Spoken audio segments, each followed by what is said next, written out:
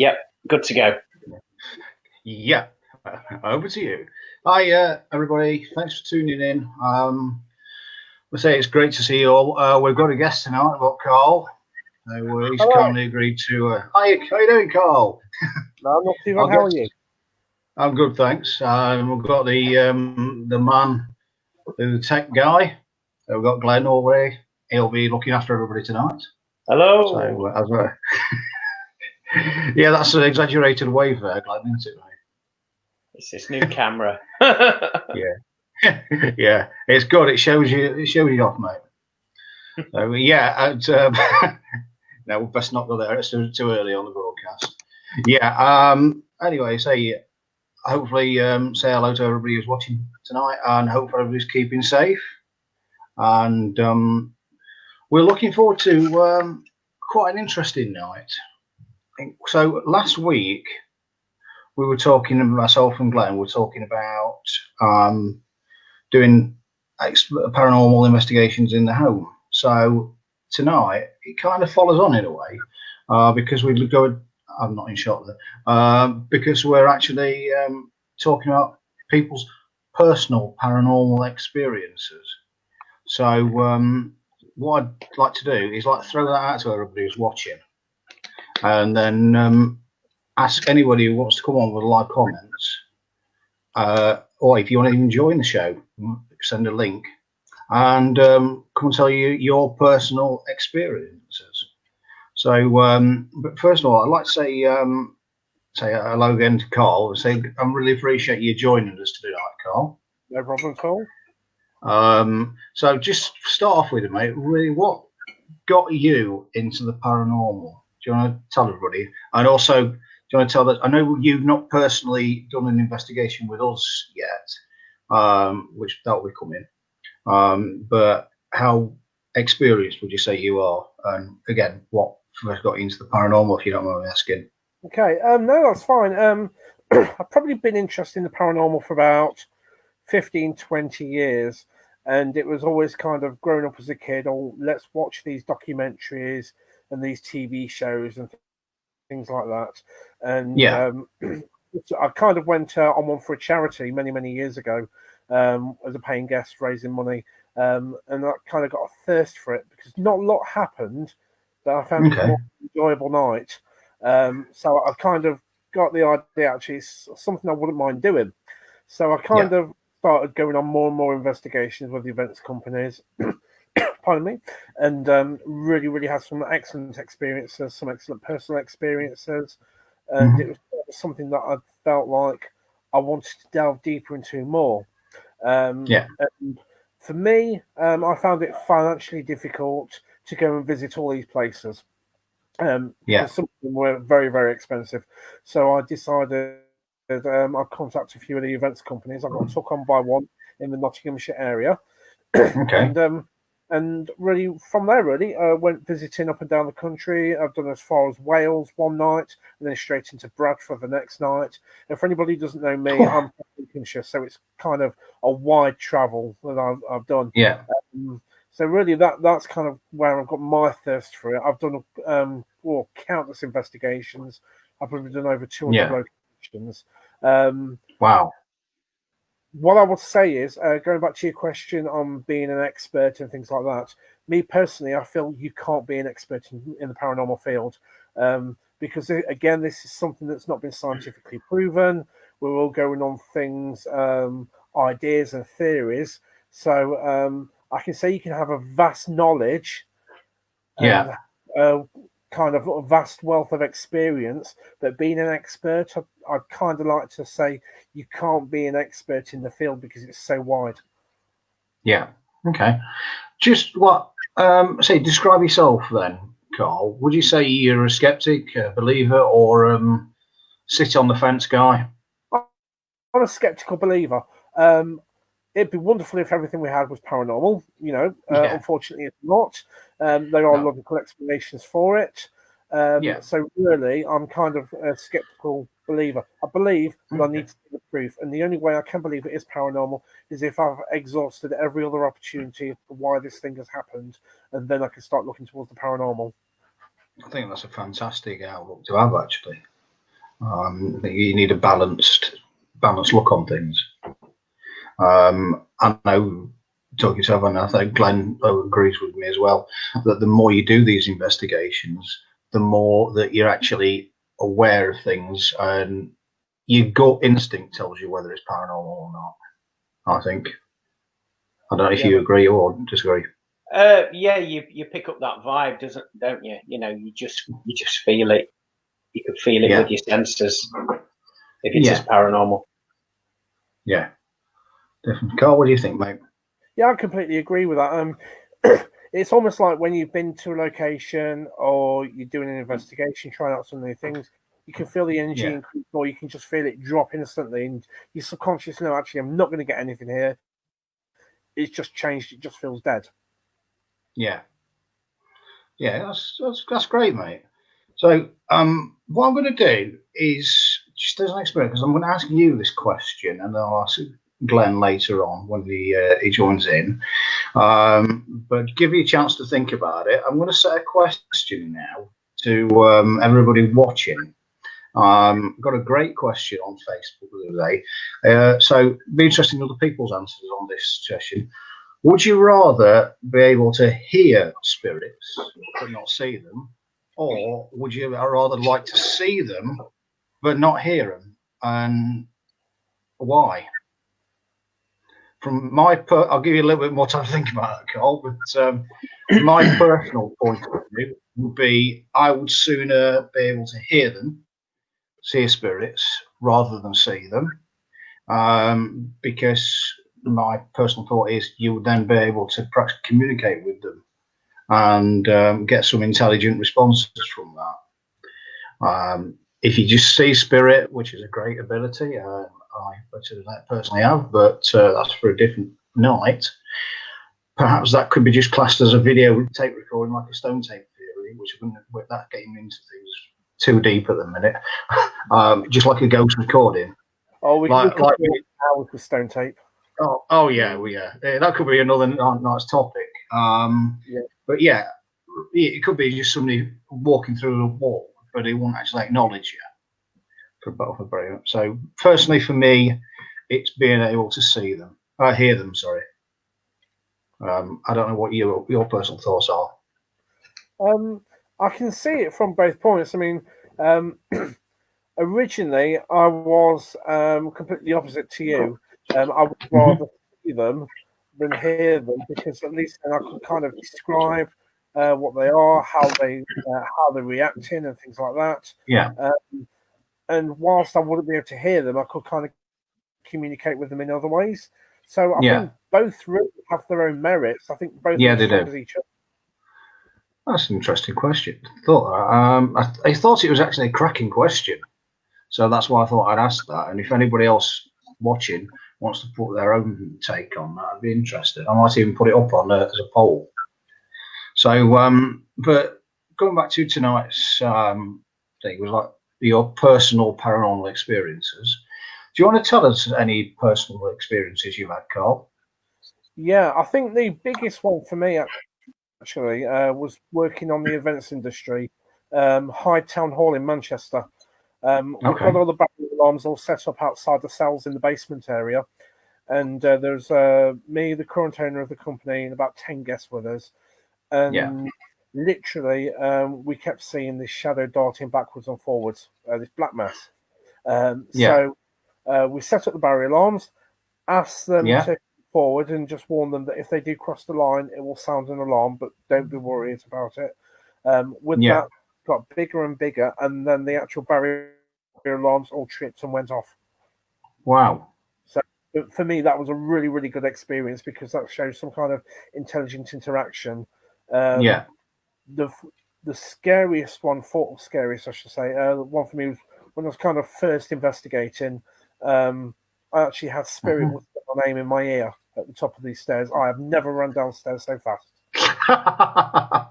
Right, bless you. I whispered my own name in my ear, and that was it. I was gone. Was that in the early days then? That was the very early days. Yes. Yeah. So that could be interpreted as they were wanting you to work with them. Yeah. So it was like a like a drug, if you like, thinking, yeah, let's do that, and he was going to come back. Yeah, that's it. Knowing what I know now and gaining the experience, I would have stayed and got that further. Yeah, but to be fair, I think any communication with spirit is a privilege. Yeah. So, yeah, definitely. No, that's great, really. I think that's really interesting. What I don't know what people think about that. I don't know if there's been any comments or anything. I'm going to mention one of my personal experiences. I mentioned this to you last week, Glenn, didn't I, about what happened. Yeah. For want of a better phrase, I'm not going to go into too personal details, but when my dad passed away the week before, he was watching the first leg of a European football tie, so on the telly. And that was the last match he ever watched with me, because anybody who knew me, I know how much he loved his football. So that was the first leg, and then obviously he passed. So everything was all over the place, our emotions and everything like that.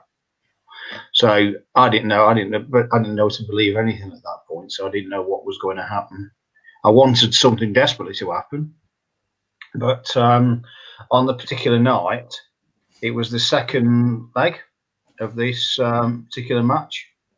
So as we're just sort of like browsing, just like looking at cards and everything like that. And what happened was there's a loud bang. I'm not sure whether somebody was turning the lights on stairs or not, but it actually knocked the whole power out of the in the house. Our neighbour is an electrician. He came round. The whole system had gone. However, the television was still working. What? Wow. Yeah, the TV was actually on, and this guy came around. He says, "Well, that's not right because there's no power in at all." The TV was on, and what was on was the second leg of that tie. Of that particular game? Yes, yeah. Wow. That is incredible. It is really into when you think about it. Yeah, you can't explain that one. I think what verified it even more was the fact of him coming round with his tools and saying, "Well, that shouldn't be happening." Yeah, so he witnessed it. It is a sparky, yeah. And yeah, for him to say that there's no power whatsoever. So why on earth was that television on? It's just beggars belief. Unbelievable. Really, yeah, it is. Amazing. It is. Have you got one personal one, Glenn? I think you've. I know you got your little lad that plays tricks, haven't you, mate? Yeah, I've got a collection. Really. Got quite a few there. Yeah.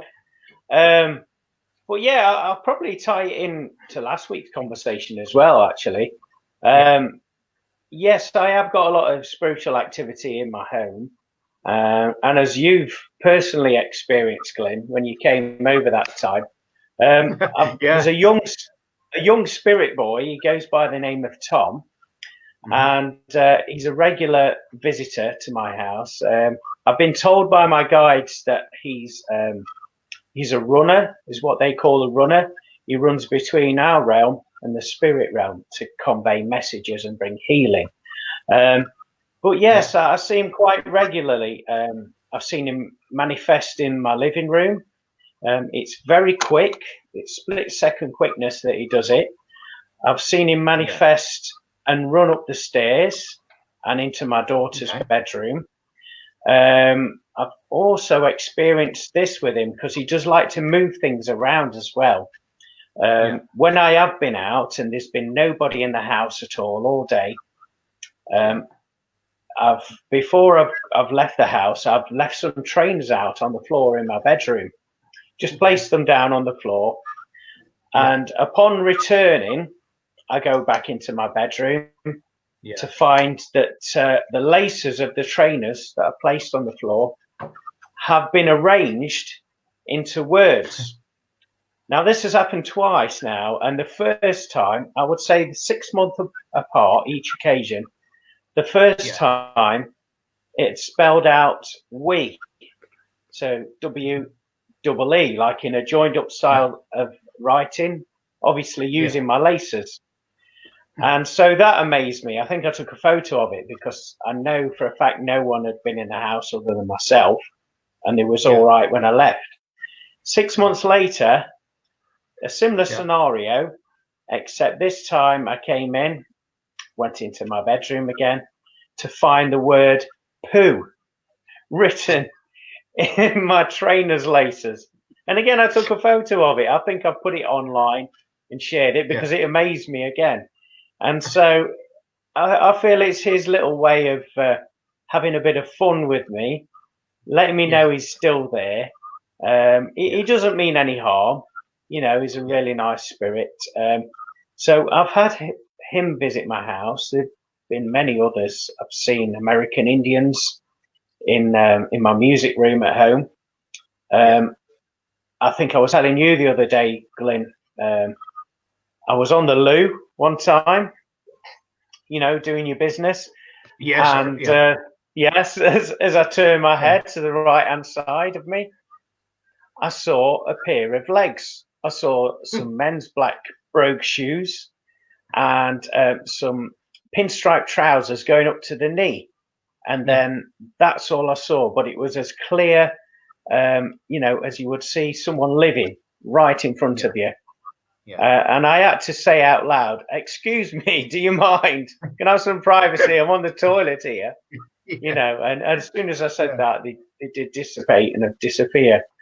But I'd say on other occasions, not that aren't linked to my house, let me think. There's been a few investigations that I've gone on with yourself where we've had disembodied voices, like blow air into your ear, and like a breathy whisper into your ear. Also experienced like shadows and things like that, and witnessing. I think this was in the Newsham Park Hospital when we all sat in a seance circle. Yeah. And we all witnessed in the opposite room. How can we forget this? Chairs moving on their own, and there was no one down there other than us. And there was no explanation. And then because the room we was in was like, they'd use it to store chairs and old cookers and things like that, because it was in the basement area. We also, all of us, bared witness to the knobs turning and rattling on the cooker there. So there's quite a few experiences I've had, and you know, it's a fun experience every time that you do hear, see, or feel these. And I mean, speaking personally, I feel really privileged to be able to tell those stories and to be a witness of these things happening. Yeah, definitely, mate. I think it is a privilege and an honour when they do communicate with you. Oh, definitely. So with you saying like audibles and whispers in their ear, it sounds similar to what Carl experienced then. Oh yes, like you were saying earlier, Carl. Yeah. So just one thing. I mean, I'm gonna go back to Carl again in a second. But I know the lad who said he was going to join us tonight, unfortunately, he can't. Now, I don't know if he can leave a message with you or if he wants to text me, whatever. But if you want me to tell you your story, then I'm happy to do that. If you're watching it. We've just had there's a message that's just come up, if you can see that on screen. That's probably, that's probably him. Yeah. Sorry, I can't join you tonight. Yeah. You'll be watching. Right. I did say I'm going to give him a shout out at the end. But if that's okay, I might as well. If I'll wait and see if he comes back on. If it's okay to tell his story, which he's going to tell tonight, then I think that's a really fascinating one. But I was going to return to Carl for a second, if you can, mate. You got your dog there? Well, No, Banks. What? Cup of tea. Excellent. Can't fault it, mate. But yeah, if you just explain anything, what I know we explained about your personal experience, but also was that the moment that you found it truly you believed, or was there another experience that you had that you said, right, this is it? I truly believed was going back about 11 years ago now. It was only about my fourth investigation. Yeah. And I did a location of Nottingham, and Okay. in front of me was doing some calling out, and Yeah. I plainly saw, and nobody else did, I saw a young boy walk through Right. typical, almost like World War II type clothing. All right. He's got Wow. like his knitted vest on, his little shorts, his little Yeah. green bag with his gas mask in, short cut, then just walked straight Yeah. by in front of me, but I only saw him from the knees up. I didn't see him from the knees down. Wow. Is when I truly believe, because he just literally went straight through the wall in front of me, just walking normal. Do you know if there was any alterations to that building?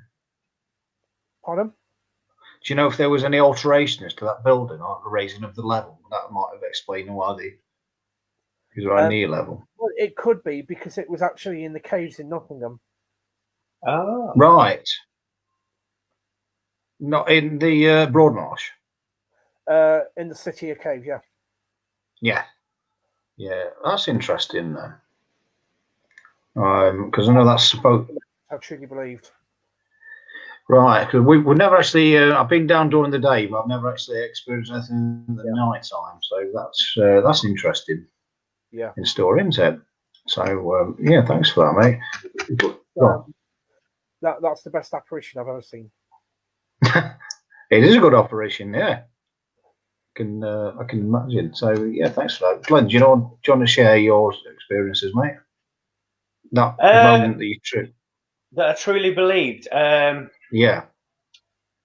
There's been quite a few, as you can imagine, but I would say it was probably at the time when I was discovering that I had spiritual gifts and opening up as a medium. I'm going back to when I was 18. Mm-hmm. And I remember this, it just freaked me out. I remember living at home with my parents still. I was laying in bed one night and I saw a white tunnel appear before my eyes, you know, like the beginning of a Warner Brothers cartoon. Yeah. It was like that, but a white tunnel. And at the end of it, I saw loads of different faces. It was like cloudy, you know, like smoky. Thousands upon thousands of people. And I didn't know them. I've never seen them or met them before. And I could just see all these people like looking down at me from nowhere. And I remember I had that sensation where you're just paralyzed. You can't move. And I was just like a head on a body. And I was lying in my bed and I could not move. I was froze solid. I was thinking, no, it's not my time to go over yet. No, it's not my time to go over. I don't want to go. I've got things to do. And I kept repeating that in my mind. And it was right in front of me. You know, it opened up, like I say, in my bedroom. And it was just the fact that I couldn't move as well put the fear in me. And I thought, oh, is this my time? Is that why I can't move? Do you know what I mean?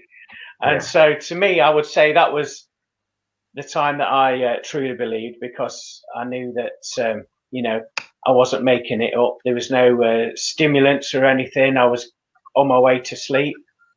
I was still awake, couldn't get to sleep, and then this appeared from nowhere. So I would say that got me into a believer, and it didn't want. It got me also not wanting to go to bed ever again with seeing it. So what about you, Glynn? What about yours? That just explains why you stop up late at night, isn't it? Every night. Yes, yeah, probably, yeah. I'm not going in there. Yeah. I'm not seeing that tunnel. Yeah, it's not. Yeah, nothing to do with the films you're watching all the time. It's that tunnel experience, isn't it, mate? Oh, horrible. Yeah, yeah. I was going to say I'm going to get to what I was going to do at the minute. What turned me completely into a full believer, but I think out of respect for the lad who was coming on tonight, I think I was going to mention. So I might just share his story if that's okay with you, everybody else, Yeah, and sure. then see get your thoughts on it. Without revealing any names or anything like that, he works for funeral directors, and he'd basically been the family had been to see the deceased, and yeah, they paid their respects to them. Basically, they wanted to leave like a vase with some roses. I can't remember exactly how many roses, but that's beside the point. But that's the vase with some roses with them as a memory. Now, the family had been and they'd gone out, and then all of a sudden, the lad and the other workers there were chatting away, and they heard this almighty bang.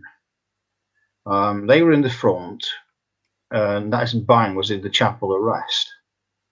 And they went in, investigated, and there was the roses were on the floor. The vase was smashed, even though it was placed in the middle of anywhere, so it wouldn't actually rock, wouldn't move. It had not moved all week until this person had been to see them. It was actually the vase was smashed, but the roses were perfectly arranged in a perfect formation. Wow. I know it freaked him out because he's told me. And he's also had like stones, like a memorial stone crash down in the funeral home where he's been in on his own. So he can tell the story better than I can. I'm just like trying to interpret it. But what's your two thoughts on that? Glenn first, then. Well, I'll ask the question: was the room sealed in which this occurred? Yeah. So yes, it's in the chapel of rest area. Yeah. No. To me, as well, with that, it would suggest that obviously it's somebody or something has moved that vase, smashed it, an intelligent form to replace the roses and laid them out in a sort of neat fashion. You know, that takes quite some intelligence to do that. It does. So I would say that would most probably be the loved one that they're going to see, just letting them know that there is life after death, and that would be his sign. Quite an epic sign to leave. It would be, wouldn't it? Yeah, just to let them know. It would have been nice for him to put a $5 down to buy a new vase. Well, that would be absolutely well impressive if he did that. But what a fantastic story! And of course, with you saying with the memorial stones, did you say they was moving on a separate occasion? I mean, that is, I know from working in that industry, the memorial stones are heavy. They're marble. Wow. Yeah, that'll take some moving. Yeah. To do that. So no one was injured when they was moving. Was it like a slight sort of turn? I'll have to ask him again and then clarify. But it was just like they've got like a separate bit in the window advertising like different types of memorials they offer. It was one of them actually. We just went on the floor. None of others moved. So they were the shop was shut. Yeah. It sounds to me like somebody in the spirit realm obviously wanted his attention. Yeah. And what I found with certain churches, certain crematoriums, in my experience, is that sometimes even though we've cremated or buried the body, the spirit is still at unrest, and sometimes isn't prepared to move over to join the loved ones and family and friends up there, because they have a deep fear of being judged. And so what sometimes happens is their spirits can linger on our plane of existence, and just roam there. They'll roam there for quite some time until they realise that, actually no one can see me. I can't interact with anyone, and it's like a limbo for them. They're living this life in a loop, a bit like Groundhog Day in a way. And so usually I find when spirits do something like that, they obviously want the living's attention. They want to be recognised. They want some sort of acknowledgement and some sort of help. So it'd be interesting to find out a little bit more about that story. But it's a good one. Yeah, a couple of good stories there.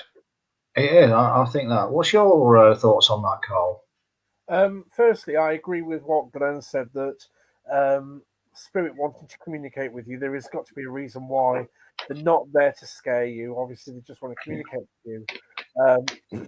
In the aspect of the vase smashing, that could be explained by numerous things. Like Glenn's already alluded to, was the room sealed? Was the table level? Did the table get knocked?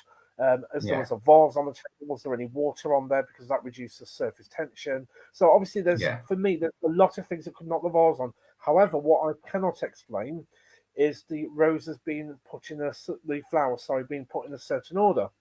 You could probably smash that vase, drop them flowers hundreds and hundreds of times and not get that exact formation.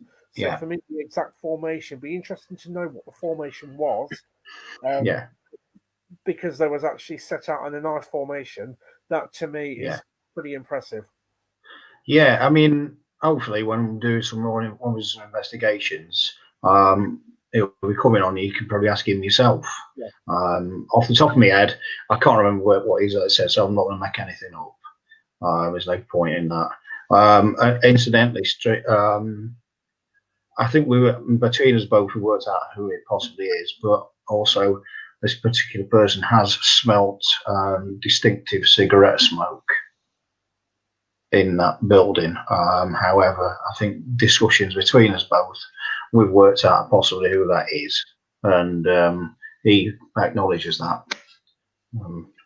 But it's certainly caught him by surprise. I think that's what initially gained his interest in the paranormal. I was getting it would actually it would unnerve somebody, really.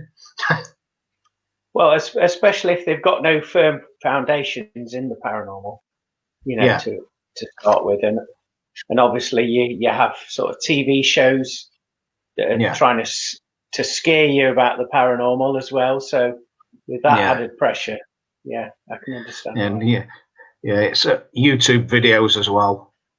Of course, yeah. Blair Witch, that'll do it. Where you come across the videos on YouTube, real evidence of poltergeist caught on camera, genuine. That's when they put that word up as well. You can see fishing wire. It's a good laugh if you want. If you've got no hotels tonight, it's just a good laugh, isn't it? So I think one particular experience with me.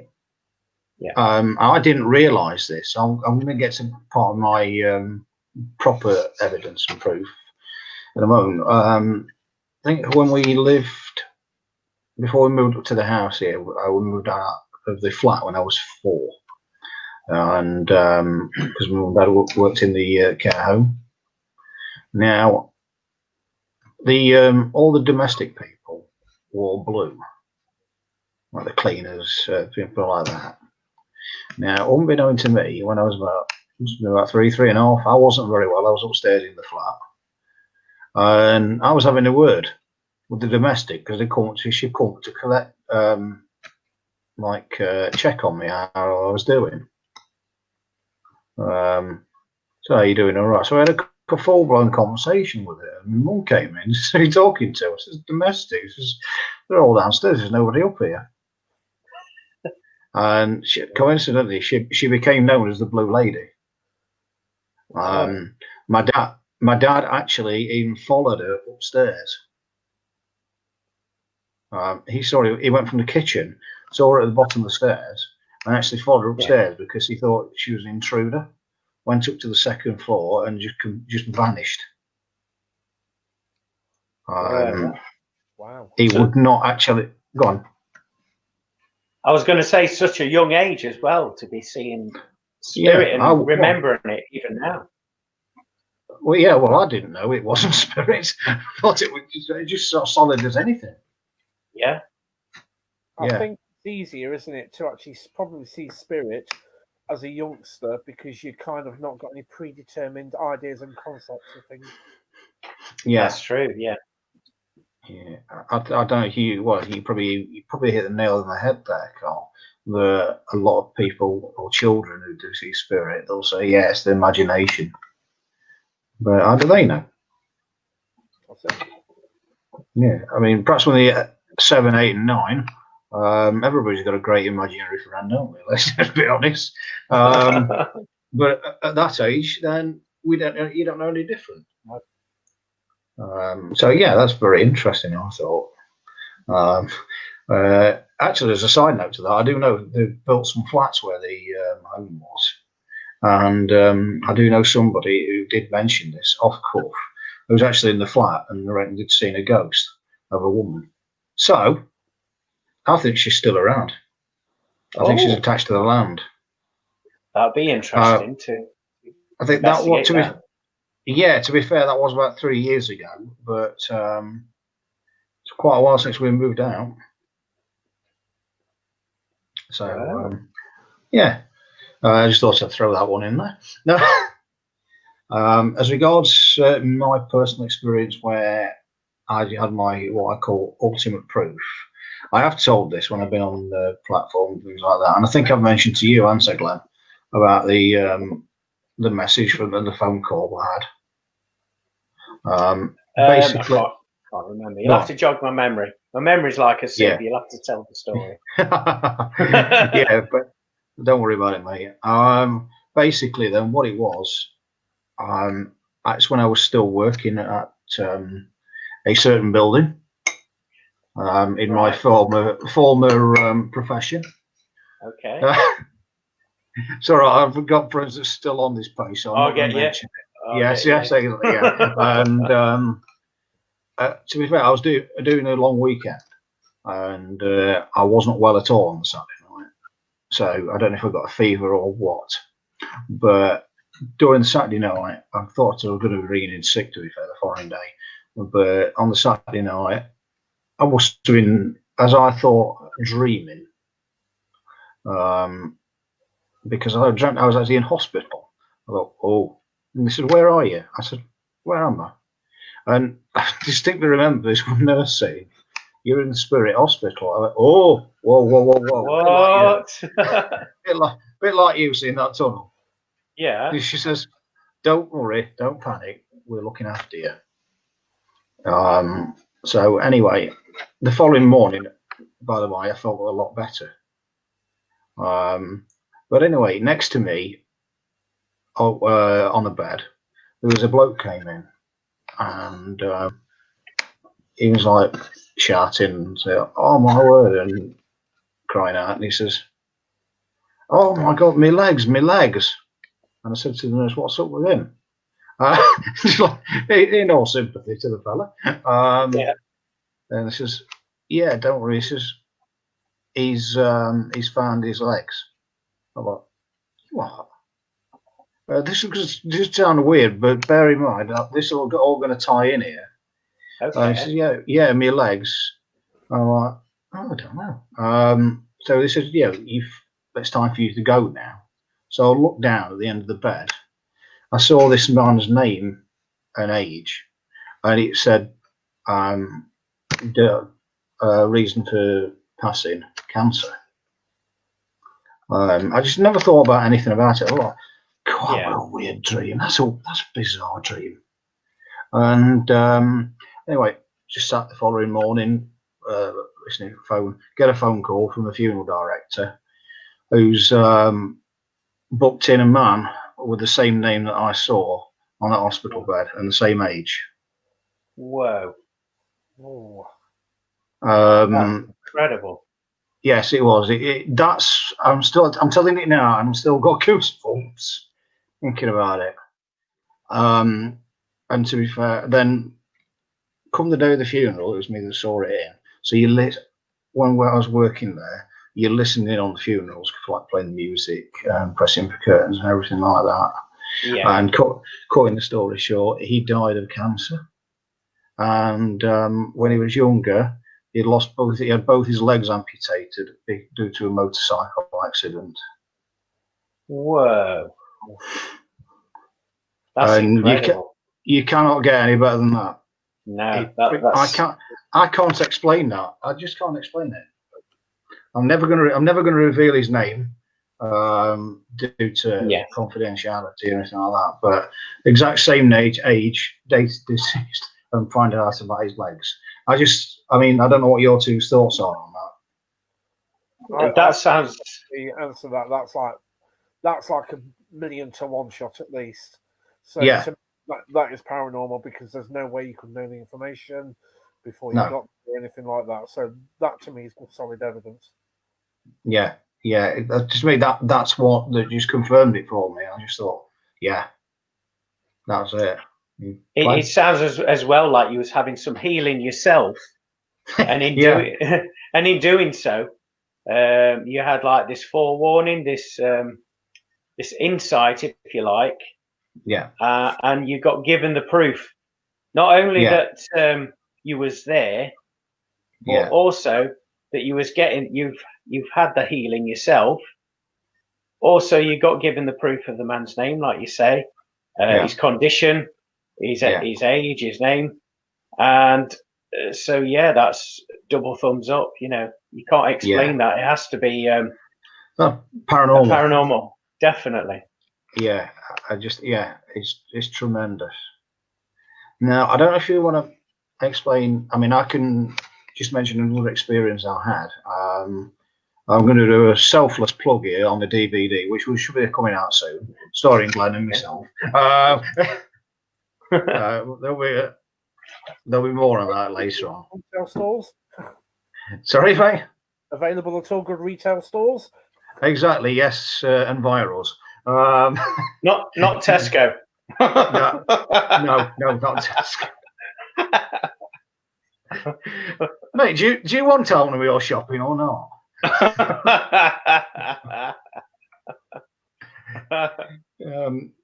No, it's quite an experience. I know you've had some experiences. That one I'm going to bring up, I don't think quite share the experiences with you, was at Plesley Mills. We had okay. And I think I actually mentioned this on the DVD itself, that people, they sort of doing a Rupert Mole tour when they still had it. And we're doing a tour of the top floor. And I thought there was a guy in character because he stood there right through the doors. As you went on the top floor, fourth floor, you turned right. And then they took you around on a anti-clockwise way. I don't know if you've been on that tour. No, I haven't. I've never been on that.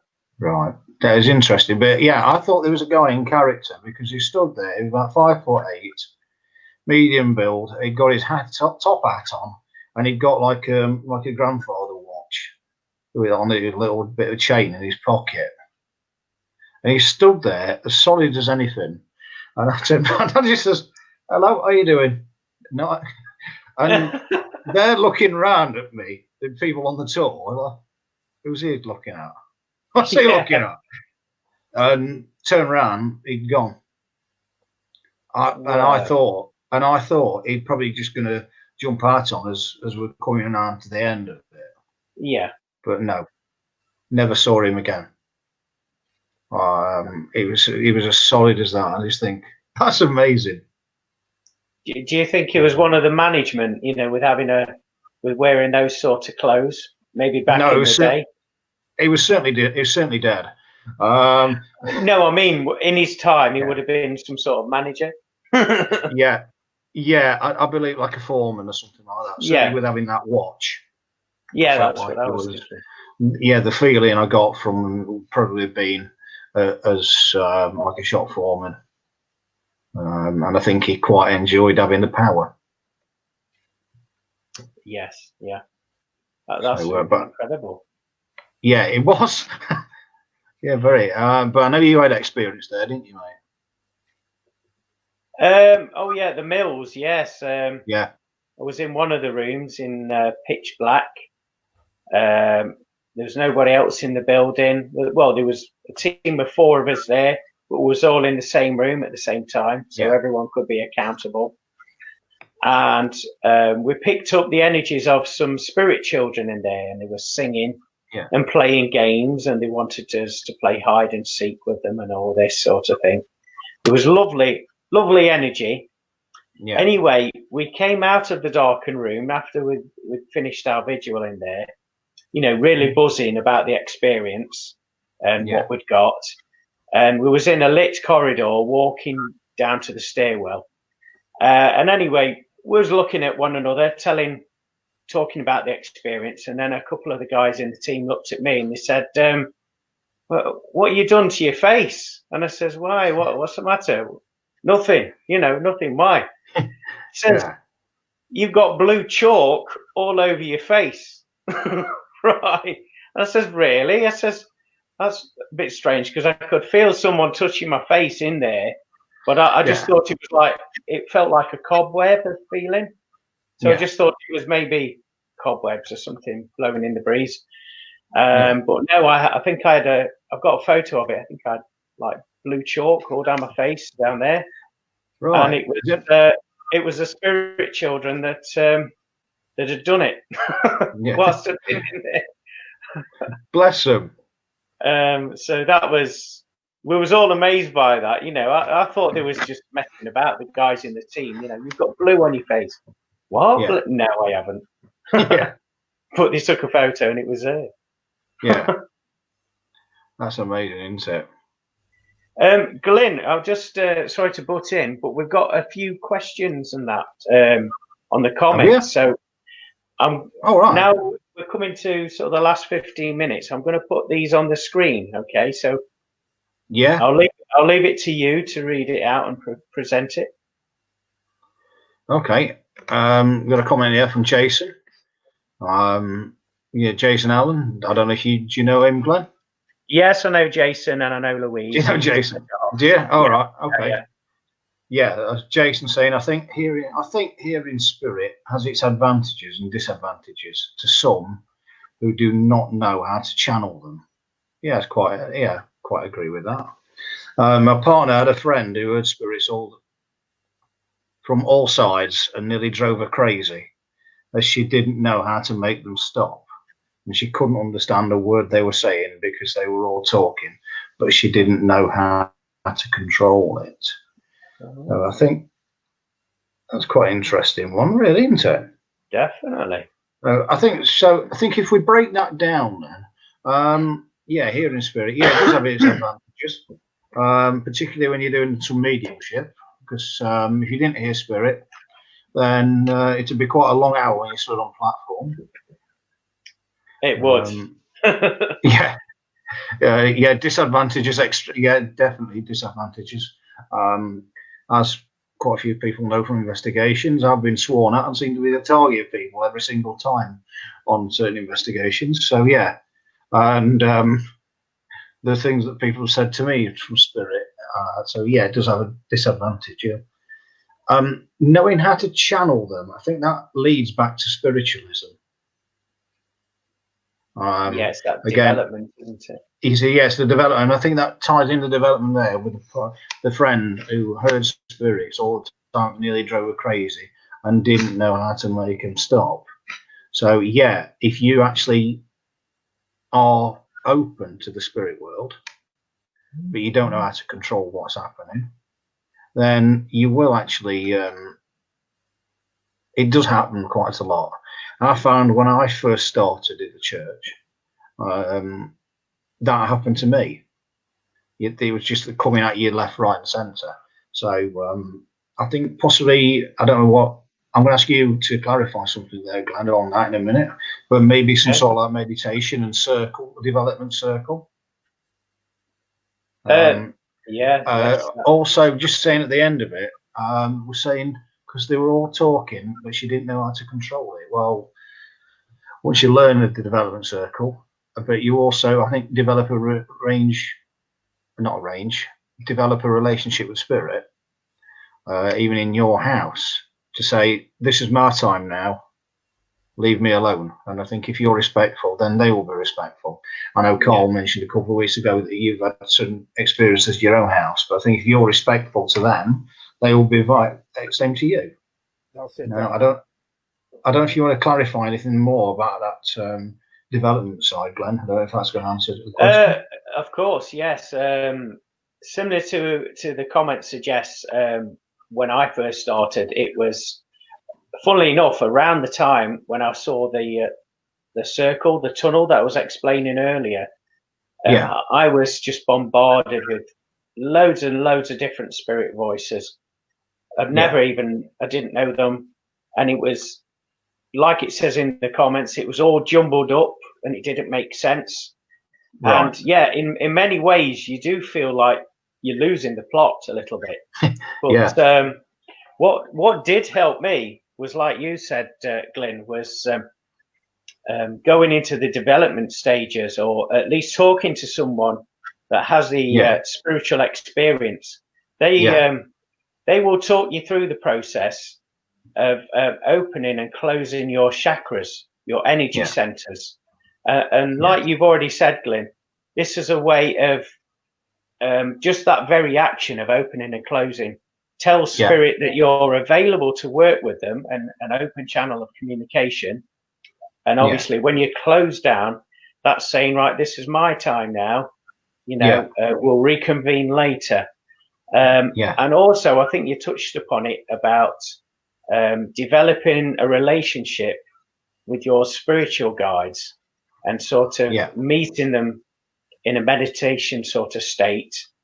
And it happens over a period of time. It's not just overnight or over a matter of weeks.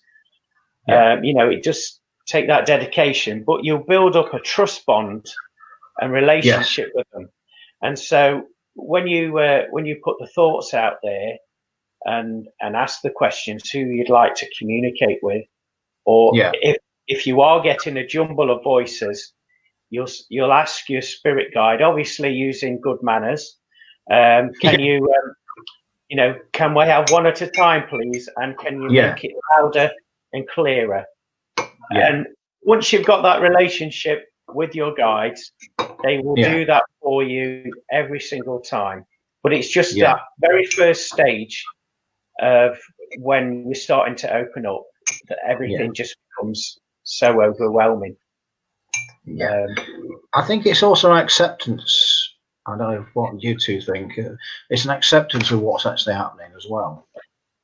And I think also, probably Jason, if you're still watching, would be to get the friend to possibly talk to somebody in a spiritualist church. Because I think you do think you're going mad. I agree with that at times. And it's, unless you work in this particular field, or you're passionate about this, which we all are, it's not the easiest thing to turn around and say, by the way, I think I'm seeing dead people. I remember. Want to a better phrase, I'm hearing voices and I'm seeing dead people. It don't sound good, does it? To people that's normal. It takes a bit of explaining, don't it? Well, when you do say that, I mean, I bet you did the same, Glynn, when you started to develop as a medium. You've got this energy surge, this excitement.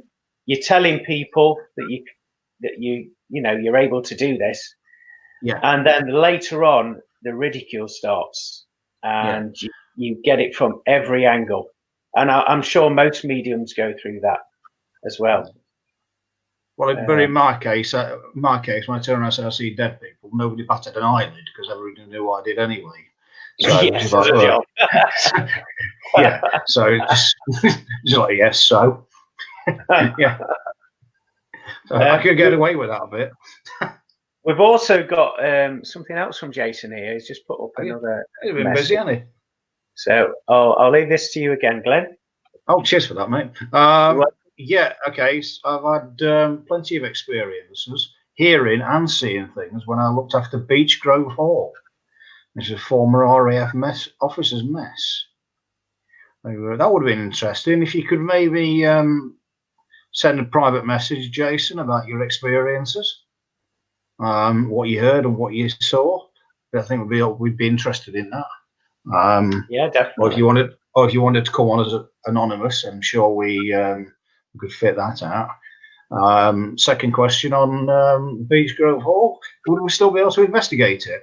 And is it worth it? I'm not missing a trick here. Look at him; he's sharp as a tack. Hey, a bit like Brian Potter in Phoenix Club, isn't it? Trying to get some business up.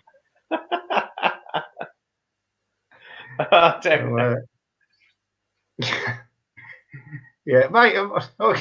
You've got to. If you're running a group, mate, you've got to be in there, haven't we? In like Flynn, as they say.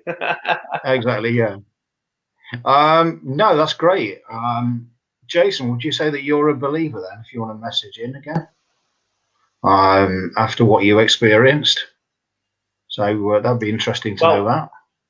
I know Jason and Louise really well, and in fact, okay. Yeah, I've been to their place of work many a times, and there is a lot of paranormal activity there, and they've actually sent me what do you call it, security camera footage before, stills and zoom in captures that they've caught of spirit, which is very interesting actually.